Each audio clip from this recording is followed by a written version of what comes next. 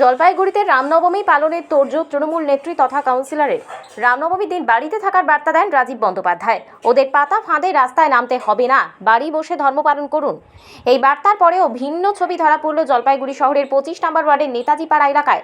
খুদ কাউন্সিলর পৌশালী দাস ও শহর ব্লকের তৃণমূলের যুব সহসভাপতি দীপঙ্কর ঝাঁর নেতৃত্বে রামনবমী উপলক্ষে বর্ণাঢ্য যাত্রার প্রস্তুতি তুঙ্গে।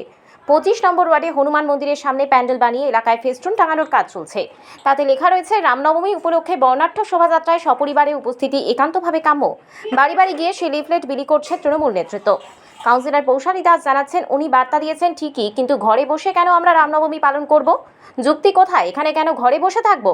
রাম তো কারোর নয়, কারোর সম্পত্তি না। আমরাও তো হিন্দু। আগামীবার আরও ভালোভাবে করব। এখানে হনুমানের পুজো হবে, প্রসাদ বিতরণ হবে, সেটার জন্যই বাড়ি বাড়ি যাচ্ছি। 6 তারিখ আমার উদ্যোগে শোভাযাত্রা হবে, বাড়ি বাড়ি গিয়ে সেই নিমন্ত্রণপত্র দেওয়া হচ্ছে। ধর্ম বর্ণ নির্বিশেষে আসুন, বিজেপি তো ধর্ম নিয়ে রাজনীতি করে।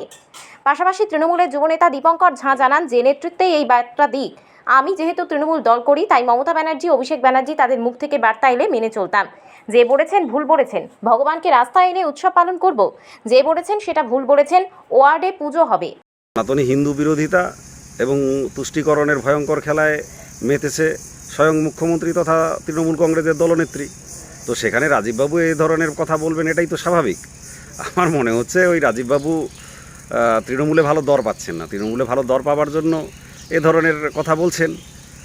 আসলে রাজীববাবু কি বললেন না বললেন তাতে জলপাইগুড়ি কেন, গোটা পৃথিবী জুড়ে যত সনাতনীরা আছে তাতে কিছু যায় আসে না।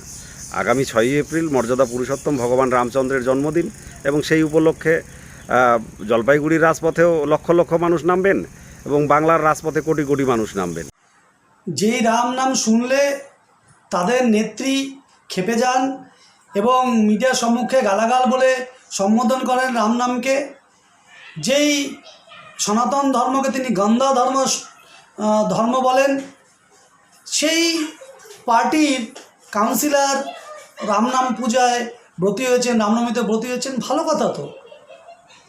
তৃণমূল এখন নিজেদের লোককেই আটকে রাখতে পারছে না, কারণ সনাতন প্রেমী মানুষরা নিজের সনাতনের ধর্মের প্রতি বিশ্বাস রাখেন, সেখানেই ফিরে আসবেন।